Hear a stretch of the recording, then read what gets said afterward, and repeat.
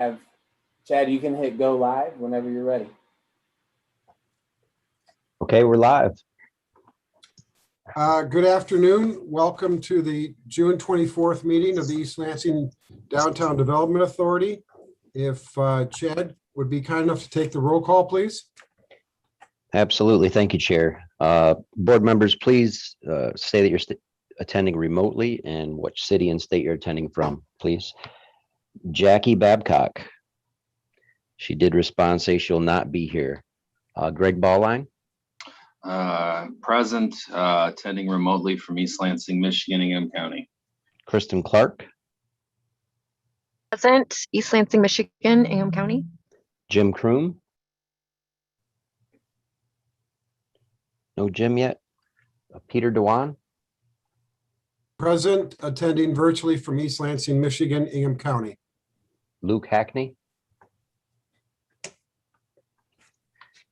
Don't see Luke yet. Michael Kruger. Here, attending virtually from East Lansing, Michigan. George Lahanas. Present, attending virtually from East Lansing, Michigan, Ingham County. Ruben Levinson. Present, attending virtually from Lansing.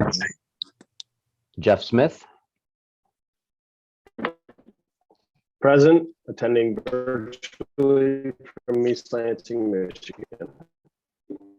Mayor Stevens. Present, attending virtually from East Lansing, Michigan, Ingham County. Luke Hackney. Present, attending virtually East Lansing, Michigan. That completes the roll call. Great, thank you. We have the agenda as presented by staff. Are there any changes to our agenda? I'll make a motion to approve.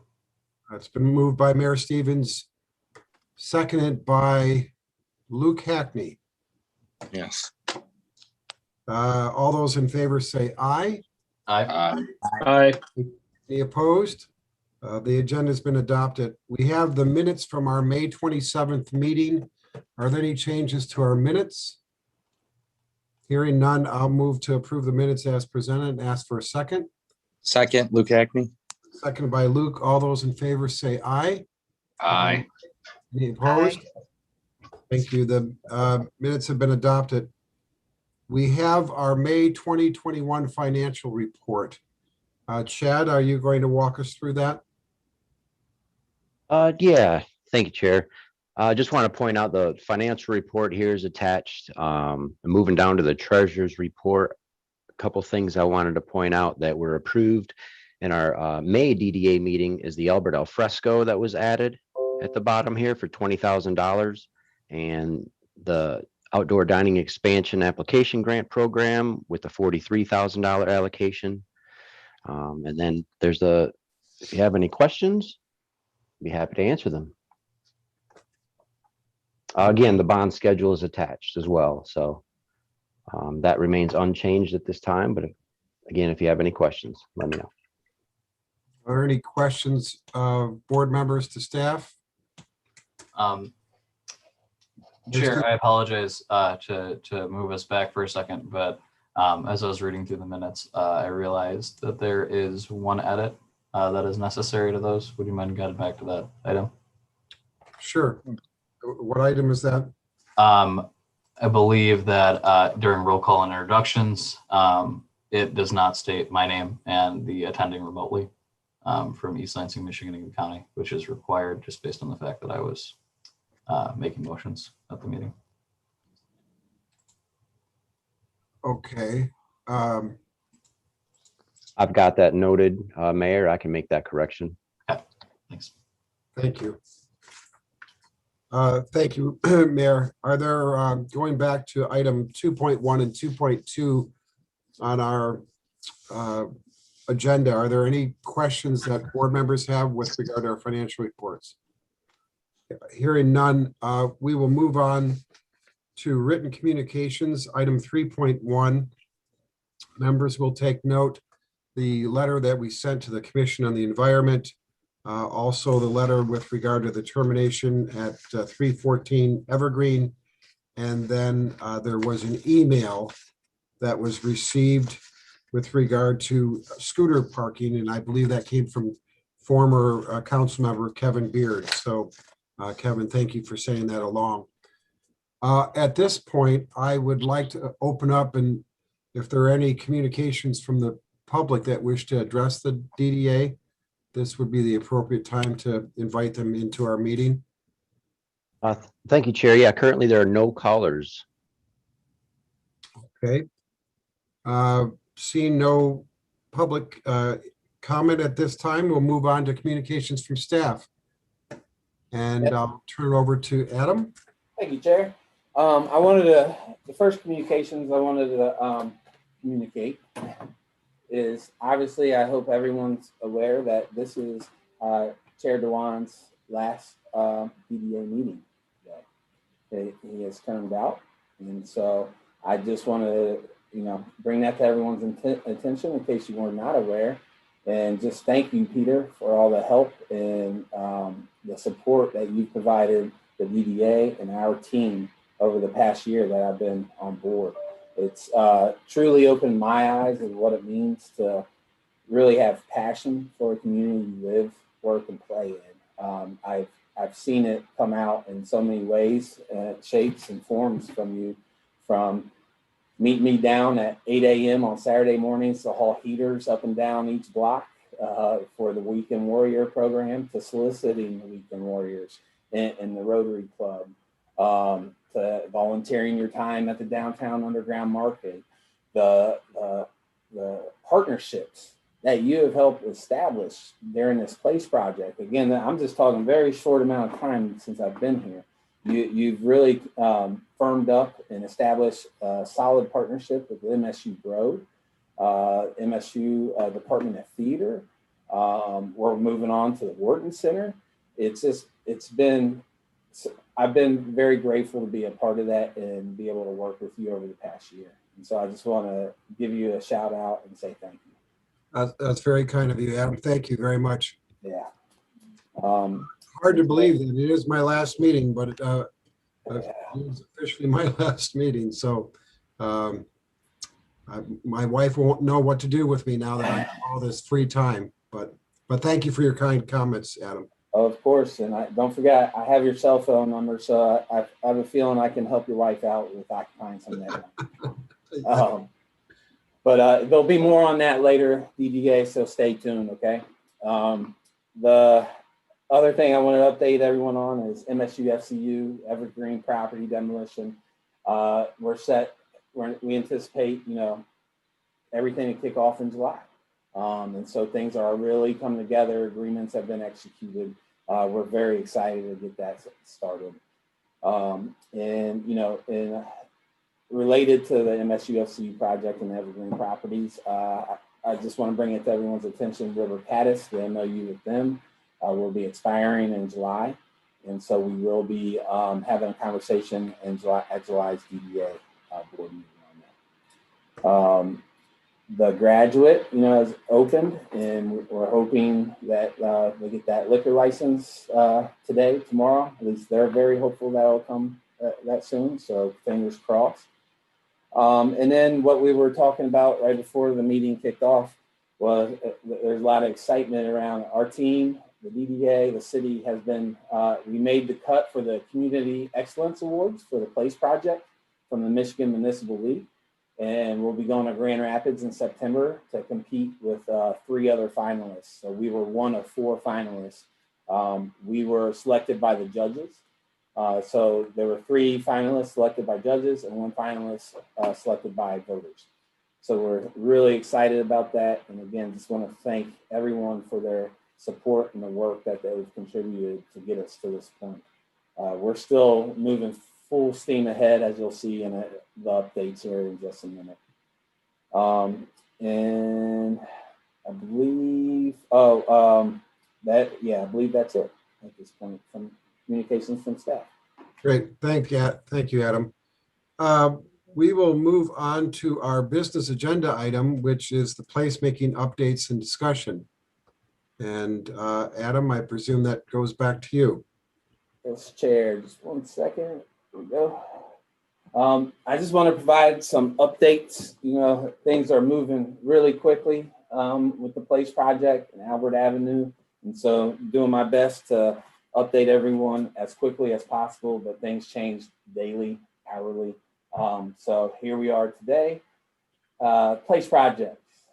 Super excited about this. This is our parklet system. This is just one of them. We have 4 of them planned, right? And so this is an aerial view of a back in the napkin sketch that we made for our contractor to get a sense of what we wanted. There will be 2 of these installed at Division Street Garage. By the 2nd week of July, we're hoping for the 1st week. But it's, again, just going to increase the square footage for outdoor seating and help activate that space. Stay tuned. I'm super excited about that, if you can't tell. We also have the light installations, Bill Sharp Park, Ann Street Plaza, Marriott Plaza, and Division Street Garage. All 4 of those locations will be seeing light installations in the next couple weeks. So stay tuned for that as well. Let's see, on to Albert Al Fresco. Hopefully everyone's had a chance to make it down there. It's really coming along. And now the rest of my presentation is blank, and that's wonderful. Hold on.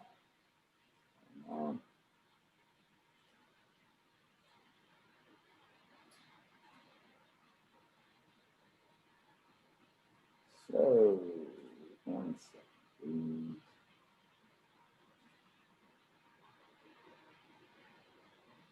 All right, can you still see, can you see Albert Al Fresco on the screen? Yes. Yes. All right, so here's a signage we came up with based on our last EDA discussion. I think it turned out really well. We're getting a lot of positive feedback on it, and we're continuing to explore options for increased signage as needed. Couple photos of just the space being activated. It's being heavily used by a very diverse group of people. It's just wonderful to see. You're seeing a lot of families, kids, students, just all walks of life coming down there. We've started game nights on Thursdays. We've partnered with the businesses. They're bringing the games in and out for us to help with our capacity constraints. It's really been a great partnership with each business involved. Again, just another photo, people hanging out. You can see a wide range of different groups of people. Jolly Pumpkin and Barrio have extended their patios, which is great. And I'm working with 4 other businesses in the area to extend their patios as well. So stay tuned. I'm hoping that comes in the next week. These are the shirts. We've been doing giveaways, part of trivia on the street on Fridays, and some other activities that we do on Fridays from 2 to 7. And so if you participate in one of our many competitions, you are eligible to receive a t-shirt. And so here's a really cool t-shirt made by our local retro duck business, actually. So more t-shirts are on the way. These whiskey barrel tabletop sun sail, whatever modified whiskey barrels are being installed right now as we speak. So we're going to have shade cover on each of the seating areas downtown. I guess I was out of town last week and there was a bit of a windstorm, I hear. Yes, there was. Yes. And so that snapped the umbrellas in half and, kind of damaged some other infrastructure. And so what we did. Me and some of the interns almost actually flew away. Well, I'm glad that didn't happen there. These are filled with concrete. So they're extremely heavy, stable, and again, tabletops. So the shade sails will be connected to each of those barrels. I just want to talk a bit about data collection down there. We have preliminary observations. We're still getting things in place, and so we haven't been able to go, dive all in on the data collection at this point, but we are gearing up to do so and have started collecting data. Obviously, there's significant use down there. It's increased the foot traffic. It's very, very vibrant down there. Tons of positive feedback on social media handles. I do see every now and then a negative comment, that not so much supportive of the Albert Al Fresco because of the road closure, but overall it's mostly positive feedback. And then if you notice the the news that came out, the video, Barrio was interviewed, and they were just talking about some preliminary numbers on how that's impacted their business. You know, their sales are increasing. They're noticing that foot traffic increase as well. But we're just getting started on the data collection. So we are in the process of printing stickers with QR codes on them for users of the space to take a survey and tell us how they like the space, what they'd like to see different down there, etc. Field observations have already started. Matt Apostle and interns will be going down there. They're in different times of the day, each day of the week, to take field notes and just see how people are using the space, how many people are down there, the types of people that are coming down. We're also working on organizing focus group with Newman Loft residents, since they're the residents that are really directly impacted by the road closure, see how things are going, what we can do differently. And then merchant visits. You know, we're going to work hard to see if we can get some you know, summarize sales data as far as percentage increase or decrease before and after the installation of that and closure of Albert Avenue. Here is an example of the stickers that are being printed right now. So we're going to place these stickers on the infrastructure down there. So when you're sitting in a rocking chair, you can just scan this QR code and the survey pops up. You're eligible for a $50 gift card to participate. Street performances, we're getting ready to step that up a notch. We've created an artist sign up form. What you see here in this top photo is a performer's pass. We want to make sure that is very clear on who's authorized and permitted to be down there performing. So it's not a free for all kind of Wild West situation. Clock tower banner replacement. We still have the stay safe banner up there. We will be removing that and installing this banner here. And it's just going to list the events all summer long. And so we're going to start small with 2 banners that go up, and the dates and the events can actually be switched out without switching the banners. The way Ella and Heather you know, design this thing is pretty creative, so that we don't have to spend, you know, burn money to change the banner out every time the event changes.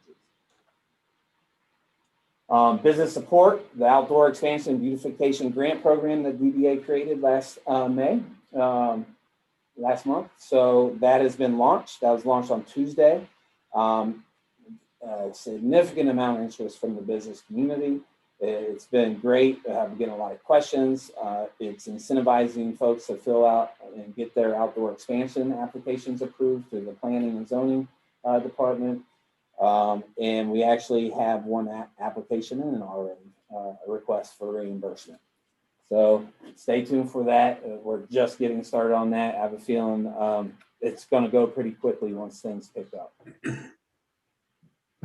So social media revamp, those of you that are on social media and are paying attention, we have really ramped up our efforts on social media. And this is summary data that you're seeing. This is our Facebook platform. I'm not going to go through each data point because I'm new to the social media data game, and so I'm still learning. But we have very detailed reports that come from that. This is summarized here for you. The important takeaway I just want to discuss was it's all green. It's all green arrows going up. This is the past 30 days of our social media revamp, if you will, our social media efforts, and it's significant increases in all categories on all handles. This is Instagram and Twitter. And so as things move along, we'll be digging into those more detailed reports and really understanding what the data is telling us so that we can really gear our outreach, our marketing and promotion based on that data. And so moving forward, obviously a lot still going on, but moving forward, we're thinking ahead. We're thinking about how can we further activate these spaces downtown, especially Albert Alfresco. And I know this has been kind of I don't want to say controversial issue, but a delicate issue in the past, but I'm getting a lot of feedback on food trucks. And so I want to just explore the options and try to get a sense of where the DDA is on food trucks. And I'm not saying go all in and just allow food trucks downtown at this point, but I would like to pilot at least one day on a Monday or Tuesday and have a couple food trucks come down. Adam, the feedback you're getting, is it negative feedback? Is it feedback from the food truck industry or that community, or is it from the businesses down there? It's not from the businesses. I'll make that very clear.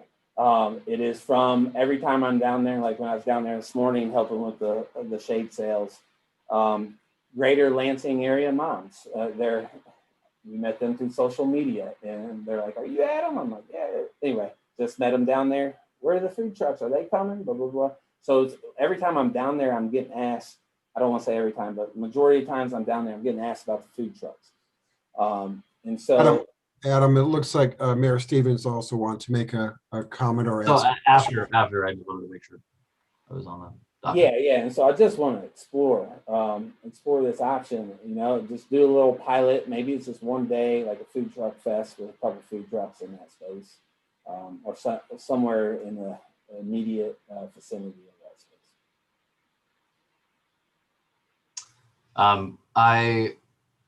The only point I want to make, and I do want to make sure that Jeff's question, I think what Jeff was asking, and please feel free to tell me that I'm wrong here, was where are you getting the maybe negative feedback from, or the controversial feedback? If Jeff, was that correct? Yes, that's correct. Yeah. So I think that question should get addressed, but I just want to say overall, I think that there are certain days, especially in the restaurant industry, that are significantly less busy than others. Actually, I don't think we've actually talked about this before, Adam, but I agree 100%. I think that having a day in downtown when there is not a lot of activity and it tends to be quieter, you do like a food truck Monday, you do like a food truck, Tuesday, where there tends to be less folks in the area, there tends to be less foot traffic, but that actually brings people into the downtown, I think would be a good pilot program for at least this summer. And if it doesn't work, it doesn't work, and you're not, keeping food trucks there 24/7. So you're not necessarily taking business away from folks, but on days that you don't have a lot of foot traffic in the downtown, I think that's a great idea. And I think that if you put it somewhere, especially where we've invested in placemaking projects, like I'm even thinking on Albert Avenue near, our hamster wheel right area, or or down near Bailey Street, or even in Ann Street Plaza. I think that we could have a pretty good opportunity there to bring more folks into the downtown. I mean, Food Truck Monday in East Lansing sounds like a pretty cool thing that I would definitely go to, but I'd be open to hearing different perspectives on it as well. But I did want to make sure that Jeff's question got in there. So. Yeah, and I apologize, Jeff. I guess I didn't understand exactly what you asked. So thanks for the clarification. It's just, I've been on a few calls in my short time here where there was concern from, that it would impact brick and mortar businesses, the food trucks. And that's what I meant about the negative feedback regarding the food trucks. I can tell you that I've done a lot of research on this, and what I'm finding is, to the mayor's point, on a slow day, you bring food trucks in and increases the food truck, it actually increases revenues for the brick and mortar businesses on these slow days.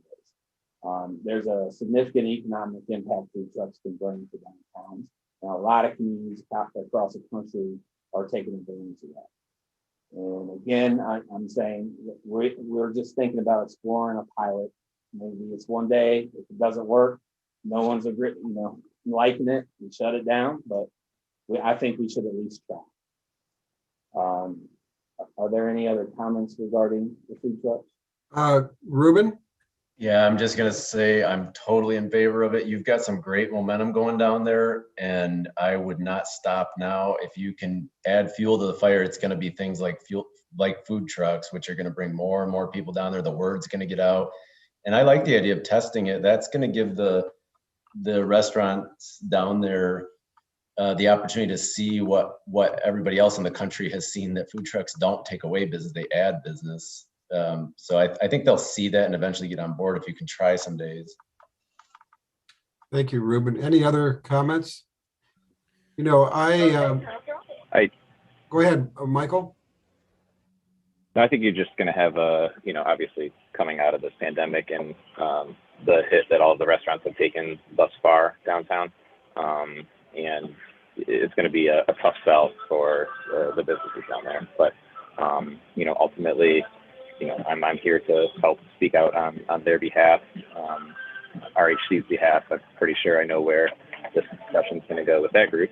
But I'm not opposed to the idea of it, because I think it's I deal with it down here during farmers markets and stuff like that, for my restaurant. So it is what it is.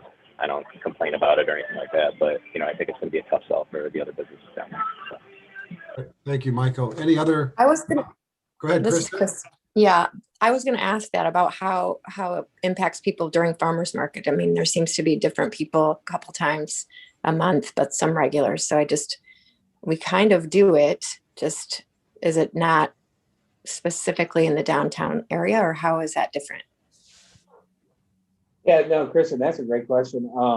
I haven't been involved in the food trucks at the farmers market, but it's what, 10 to 2 on Sundays. And it's not a comprehensive like food truck. We're not promoting that as a food truck event. It's a farmers market that food trucks happen to be at, right? What we're talking about is just trying to pilot a food truck event. And that's really the only difference that I can see at this time, but I can certainly connect with Carla and Justin and community events, get a better understanding how that's going on the side. One last question, Peter. Yeah, go ahead, Jeff. Yep. Now, the concessionaires policy allows for food trucks, right? I mean, are we running up against an issue where the concessionaires policy isn't allowing us to do what we want to do there? Exactly. Yeah. They're allowed in certain areas at certain times with a pretty significant fees attached. So what we're talking about is just kind of doing this pilot outside of those standards that we've created. I just wanted to throw in my 2 cents. I was in Traverse City over the weekend, and we went into a restaurant. We were leaving, actually. We were driving back to East Lansing. And I didn't have the time to really sit down and have a meal in a restaurant, but we went in to see if we could get a quick takeout. And the business owner, it was the Detroit Pizza place up in Traverse City. I'll give them a plug because they were pretty kind to us. They said, well, look, it's going to take probably 25 minutes, a half hour or so for us to prepare your meal, but why don't you just walk 3 or 4 blocks down and you're likely to be able to grab something pretty quick if you have to get on the road. And of course, they have a wonderful food market of food trucks assembled right in downtown Traverse City. It generates a buzz. I think there are, the occasions where, as Ruben suggested, this could complement downtown businesses. I've always been inclined to be very sensitive to the wishes and the pressures and the challenges that brick and mortar businesses have in the downtown. And so I would agree with Michael's comments earlier that it is going to be kind of a hard sell. But the fact that it's being presented in a piloted effort and trying to collect data, and clearly because there is a lot of buzz and excitement and vibrancy in the downtown, maybe this is a great time to explore whether or not it can complement our brick and mortar businesses. So that's all I really want to offer. But any other comments from board members? George? Yeah, I was just going to say, I've always been supportive of it. I'm conscious of the fact that our tax-paying businesses, brick and mortar, are going to be cautious on it. And I think if we do it as a trial, do it as a 1 or 2 shot deal on days when it's going to be slow anyway, and see from businesses if it's an addition to their business for that day or if it's a subtraction to it. And I don't think it's a zero-sum game where this is kind of a fixed pie where we're taking the same number of customers. The idea is that having some sort of a food truck rally will bring many more people and that everyone will benefit. If that doesn't happen, then we really got to look at whether we should be doing it again or not. So I don't want to hurt the existing businesses. I want to help them. But I think that trying this as a trial, perhaps, or trying it 1 or 2 times on days that seem like they're slow days anyway, and then judging whether it helps downtown or not, I think is a good sort of dipping our toes into the pool of this and seeing if it works. Great. Thank you, George. And if we could, Heather, I think has her hand raised, and then we'll go to Mayor Stevens. Just wanted to answer a couple questions just from the history of food trucks and that. And yes, we do have a policy. We allow 3 food trucks along the 400 block of Albert Avenue, which is along where we're one of our placemaking areas. We actually have one approved right now, but due to COVID, he hasn't been out there. So I expect that we'll see him soon. And then we have the 3 concessionaire areas. So these are the concessionaire carts. And I believe that's how Blue Owl started. They started their location on the corner of Albert and MEC using that concessionaire area.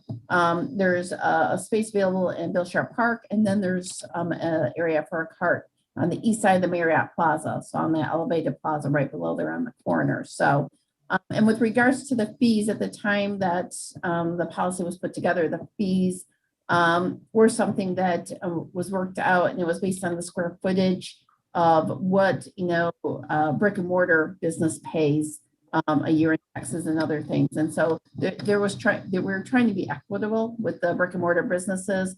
And then, having the food trucks come in and pay, a fee that seemed fair. So that's just some history, just because I know there's some new board members on. Thank you, Heather. Mayor Stevens? Yeah, I was just gonna say, I mean, I think framing this as like a pilot is a good thing, and I think that one of the big aspects to this is going to be the marketing around it. I think that the distinction is really going to be, again, whether we are taking away or whether we are adding business to the area. And I think that one of the big things with that is going to be, do we market this as an event in the downtown? And I think that's kind of the benefit of having this, if we were to do it on like a day, is rather than saying there are now food trucks downtown, you say, if you come downtown on Monday, there will be food trucks, right? And I think that if we frame it in that light, it will bring more people into the downtown that weren't going to be there before. But I think that really what we need to do is understand that, and then put the effort and the time behind the marketing for it to really push it out to residents and folks that, again, wouldn't normally come to the downtown, let's say on a Monday afternoon for lunch. And I think that's, and again, I'm using Monday. I'm not an expert in the industry, so I don't necessarily know if that's the lowest day in terms of occupancy. But again, I think that framing that as an event and then really pushing it out is going to be the distinction between us taking away business and us adding business. Thank you, Mayor Stevens. Luke Hackney. You're muted, Luke. You hear me now? I'm having some issues. Yeah, I can hear you. Great. I was more just curious because, kind of going off of what Heather said and just remembering other pilot programs we've had since I've been on the DDA and DMV. Do we actually, we were talking earlier about collecting data. Have we ever actually collected data? Are there reports generated from those times that we ran those pilot programs? Does any staff member have any idea? Answer that. Yeah, go ahead, Heather. So yes, several years ago, we did a pilot program where a food truck could come in for 2 weeks, pay $100 fee, and set up down in the 400 block at those locations. We did a survey through SurveyMonkey before, and then after, and received feedback from the businesses of how they felt that impact them during, I believe it was a 6-week pilot program. And actually during the program, we only had 1 food truck show up, and I believe they were out there for 1 or maybe at the most 1.5 days. But we followed through with the survey, like we said, before and after, and we do have those results from the comments that were received back from the businesses during that time. Thank you. Ruben. Just wanted to mention, doing the data and the study is really good. I think that's a great idea. George had said something about like, let's watch the data and see if the days we have food trucks, if it detracts from the brick and mortar. And I was just going to say the data can be deceiving. Be careful of that because it's going to take a ramp up of what the food trucks, the real effect of food trucks is getting community to come down consistently and just be more aware that East Lansing is a fun place to go downtown to, just like your place project takes time, right? So day of, it's probably likely that some of the retailers, brick and mortar, including our coffee shop down there, will feel some down days initially. If you put coffee food trucks down there, which I'm sure coffee food trucks will come in, we'll feel it too. And I'm sensitive to brick and mortar because we're paying about $7,000 a month to be downtown East Lansing for Blue Owl. And it's, trust me, it's hard to survive as a coffee shop on that, not to mention everything else. But I think the long-term effect that we'll see with food truck type activity is just more local residents starting to hang out downtown East Lansing. Eventually that turns business back over to the retailers. So I just want to be careful with the data, like the day of or the week of. That's not going to tell us much. Right. Very good point. Thanks, Ruben. Adam. Yeah, I agree, Ruben. It's that long term, right? We're in it for the long game on the food trucks. But we'll do our best to work with the data that we can collect on the pilot, whether that's a day or 2 or 3 days. But I just want to mention, we also should think about how this food trucks are an entry for entrepreneurs, young entrepreneurs. Not everyone can just skip and go straight to brick and mortar. And so it provides an opportunity for people to try things out before they dive all in. And I feel like that it could help with our pipeline of restaurants for downtown East Lansing. If someone has a successful food truck, they're probably going to be more inclined to move in the brick and mortar, right? And so I just want to make that point. Well, that's the Blue Owl story Heather mentioned. We started with a coffee cart on the Marriott Plaza there to see how we would be received in East Lansing. And as soon as we felt welcomed, we went for the formal, spot there. Yeah, I would like to take that a step further and see if there was any way to incentivize people if they succeeded to actually go into East Lansing, because it's not only Blue Owl. I think of Red Haven started out that way. I want to say Soup Spoon might have started out that way with Fork in the Road. I mean, there has been success stories, but you never know where they're going to end up. So if we are interested in flourishing entrepreneurship, we should be interested in flourishing entrepreneurship within East Lansing. And if there would be a way to maybe incentivize people if they could end up, with a brick and mortar, make sure that it's actually here. Thank you, Luke. Michael? Just have a couple comments. I think that don't phrase this, but it's very expensive to just bust out a food truck for 1 day a week for somebody to just kind of want to come downtown and test the waters on a pilot program or whatever it is that we're saying that we're thinking about doing. So I wouldn't be surprised if there's not a lot of takers on that as far as the 1 day a week thing goes. And number two, to go to the data collection point, I don't know that so what Ruben said, yeah, I mean, obviously, I think the restaurants will probably feel that impact initially. And I know that you want to look at more of a long-term impact on the downtown. But I guess, what do you do when you find that the long-term impact is that it has hurt all of the brick and mortar businesses, but yet people are still excited about coming downtown for it?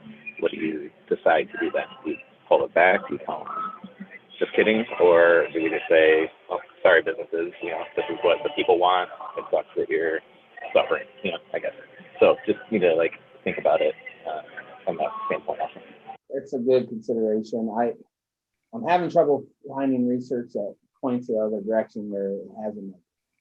So I'm very hopeful that the positive impacts will come. But yeah, that's just something we're going to have to think through before we dive into this. For sure. Thank you, Adam. Are there any additional questions or statements, comments? Hearing none. Well, go ahead, Mayor Stevens. Yeah, my apologies. Just to answer Mike's question, because I think it's a good point. And I'll just say this is as clear as I can, at least from my perspective. If this is long-term, not necessarily bringing more people into the downtown, but in fact taking away from the brick and mortar businesses, then I'm even if it's something that the community is clamoring for more of, then after the past year that we've had, I am more than fine with rolling back. I think that that's exactly what we should do if that's what we see, quite frankly, and I'm more than committed to that. I think that we're trying a bunch of things this year that, some might work, some might not.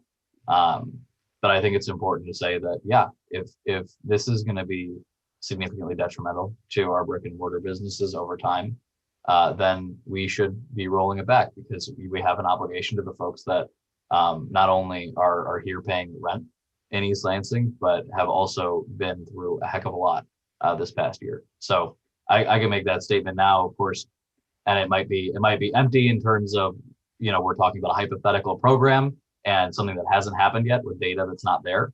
But Mike, I just want you to know I'm very receptive to that, and on the same page. Thank you, Mayor Stevens. My thought is, if we just take a step back and look at what has happened in our community over the last 5 to 10 years, we are dramatically changing the landscape of our downtown. And the demographic is changing, the development, the density, all of these things are impacting the success of potential present businesses and future businesses. And so I think we have to think of this in terms of, it's not as if everyone's trying to get a slice of the pie. We are in fact building a bigger pie, and we are going to have more opportunities, more options, more residents in the downtown. So I think these pilot initiatives, as the landscape of our downtown continues to change, are really going to help us to continue to prepare for the future. So they could likely coexist, food trucks and brick and mortar businesses, with some of the changing landscape that's occurring in the downtown and the people that are coming downtown. So those are just some thoughts. Any other comments from board members? Peter, this is Jim. Yeah, Jim. All good comments. We really do need to be sensitive to the brick and mortar businesses. Completely agree with that. But I do like your larger pie analogy. And as far as data goes, Traverse City is maybe different than East Lansing, but I would be interested to hear whether staff could reach out to their counterparts in Traverse City to see what the feedback has been there. My personal experience, Traverse City can be very busy. As you know, many of you know, we're up there a lot, and that's an impediment to a lot of local folks actually going downtown because it's so busy. With good problem to have, I guess. But we sometimes do go to the food trucks, and that has the effect of making us more comfortable with navigating Traverse City, navigating our way around town, and makes us more comfortable going down there as we get more familiar with it. So I would be very interested to hear how the businesses and restaurants in Traverse City reacted to the food trucks there. We don't need to do our own pilot. They may have done it for us. I didn't mean to say we shouldn't do our pilot. I misspoke, but we don't have to necessarily gather our own data. We can use their learnings, I think, to a certain extent to help guide us. Tagging on to Jim's really quick, you may want, if you're going to do that, you might want to do Ann Arbor, because that'd be a better comparison to us. They've got their food truck court, and they are a university town. And Traverse City is Little Fleet is what it's called. I've been there many times, and we've studied it because we wanted to do that in a Rio town. But the Little Fleet truck market they did has been great for their community. I've talked to some people about it, but that is such a tourist heavy, it's going to be a hard comparison for us.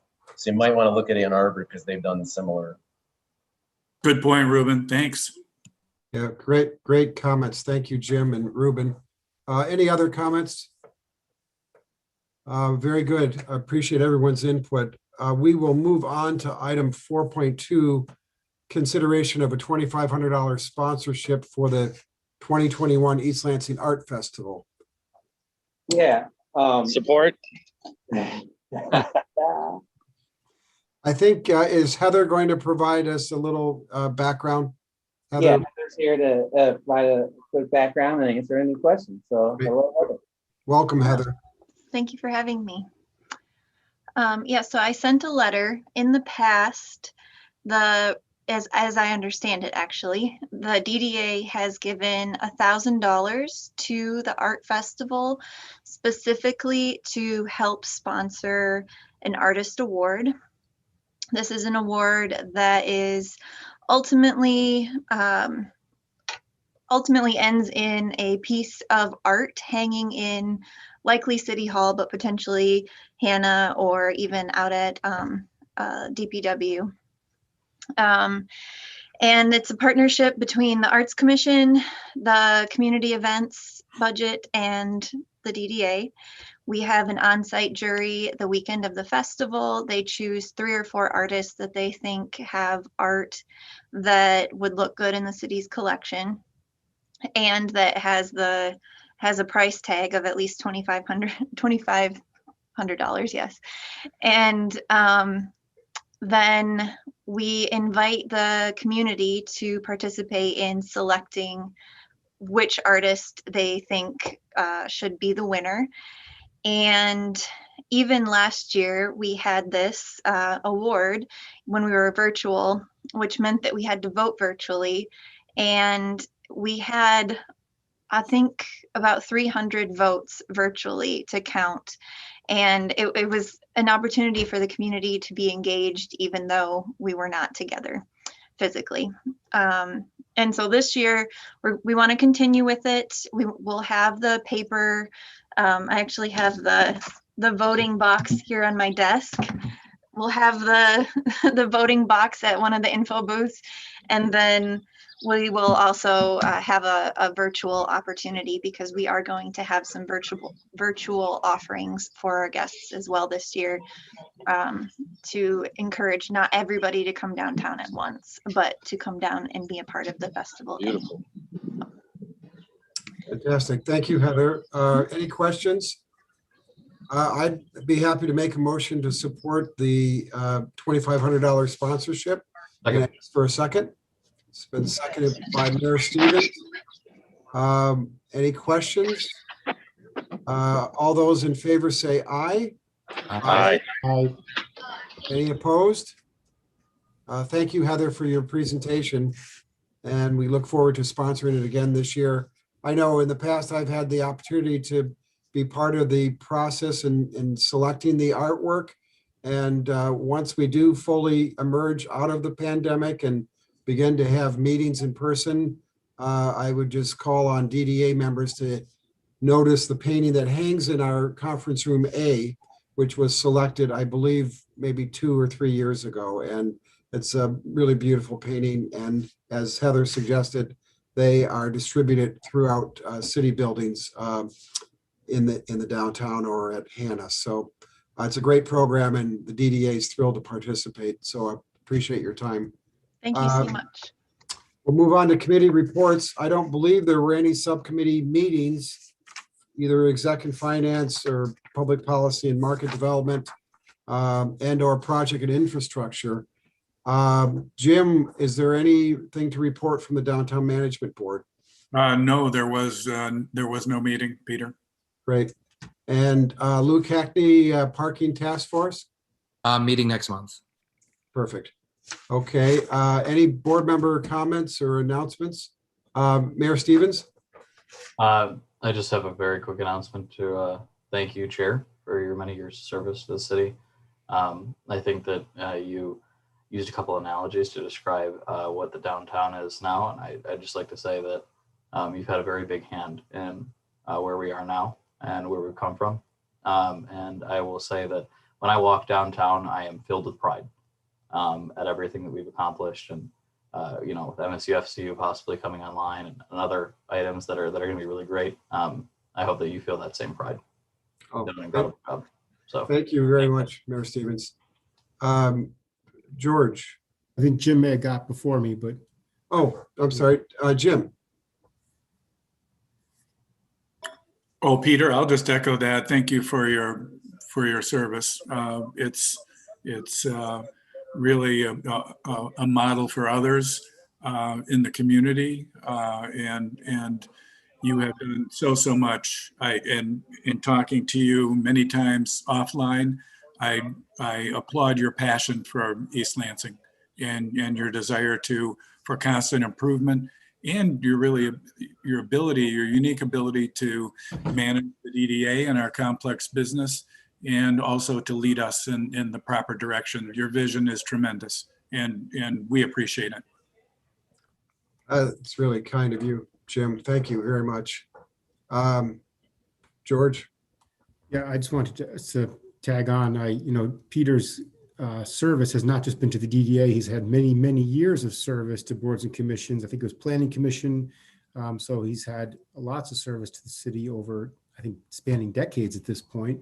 And he's also hands-on and in different areas. I've been a member of Rotary, East Lansing Rotary, and Peter and I had the experience of helping to build the Patriarch Park playground that we put up.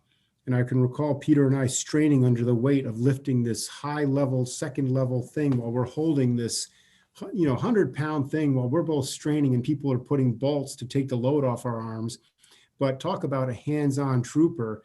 I mean, we are both working hard, like doing real work. And he was there lifting and doing and fighting through it with me. So he is a true, contributor to the community in lots of different ways. And it's been a pleasure working with Peter, and I'm sure I'm going to see him around in lots of areas.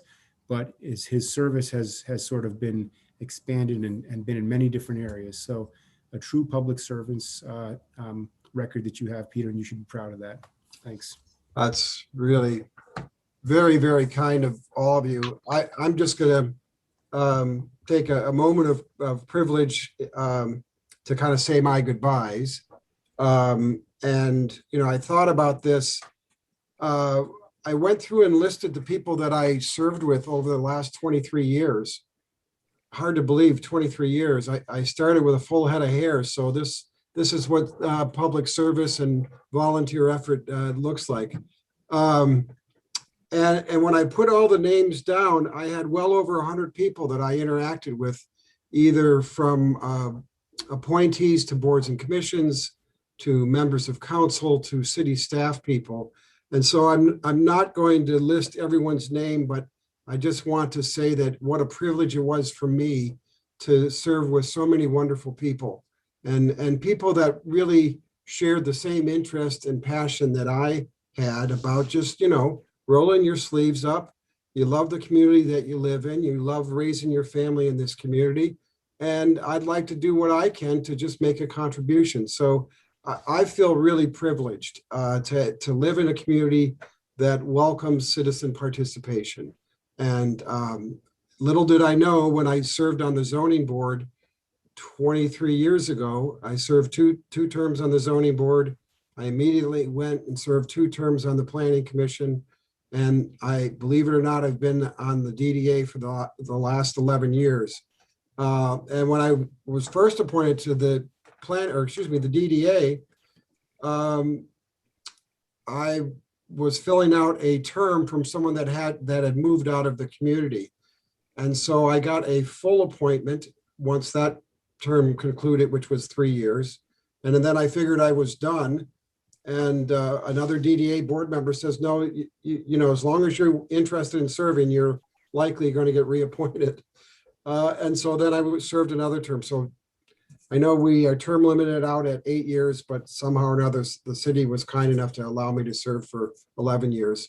I do want to take a moment to just acknowledge the city staff people that I have worked with, because when you serve in a volunteer capacity on a board or commission, so much of what you do is rely upon the expertise and the talent and resources of the people that are with the city. So I'm just going to mention people's names, not necessarily in any order, but I just want all of them to know that I really valued their opinion, valued working with them, and they do a great job of making us all look a little bit better than we are. So Lori Mullins, Heather Pope, Darcy Schmidt, Tom Fehrenbach, Chad Shepard, Terry Soliday, George Lahanis, Ted Staten, Amy Schuschler Schmidt, Tim Schmidt. These are just a handful of the people that I have worked with.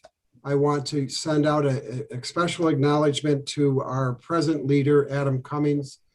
Adam is a tremendously hard worker on behalf of the city. And I really appreciate his energy, his enthusiasm, his eagerness to really kind of set a path for us. And what a time to come in and be a city staff member during the middle of a pandemic. So Adam, hats off to you. You're doing a fantastic job. I want to acknowledge my employer that's allowed me to volunteer time. You know, I do have a real job outside of being a volunteer with the city. So I do appreciate the time that they've allowed me to commit to my community. The friendships I've made in this town as a result of public service have been immeasurable. And it's a great privilege for me to walk away and know that I have so many people that I consider friends. So thanks to all of you. And I'm really excited for the future of our community. I just have visions of great things in store, and it's really going to come about as a result of all of your efforts. So I will be your cheerleader on the sidelines. I'll do whatever I can to be helpful as a private citizen.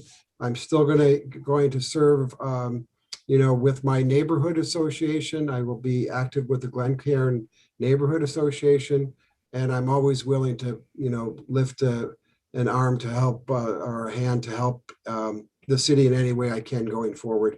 And last but not least, I'd like to give a special thank you to my wife, Maura, and to my children, Pete and Joe and Kathleen, who at the end of the day, that's who I'm most proud to be part of. And my family means everything to me. So thank you all for this opportunity. It's been a great run.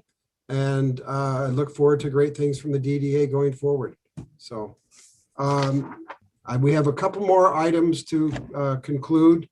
I guess we don't have it. We don't have a Brownfield meeting today, so we're not going into that. Any other comments or thoughts, ideas? Thank you all. I'll move to adjourn the meeting and ask for a second. Second. And second by Mayor Stevens. All those in favor say aye. Aye. Aye. Opposed? Aye. Meeting's adjourned. Thanks, Thank you, Peter. everyone. Thank you, Peter. Thank you, Peter. Thank you. Take care. See you around.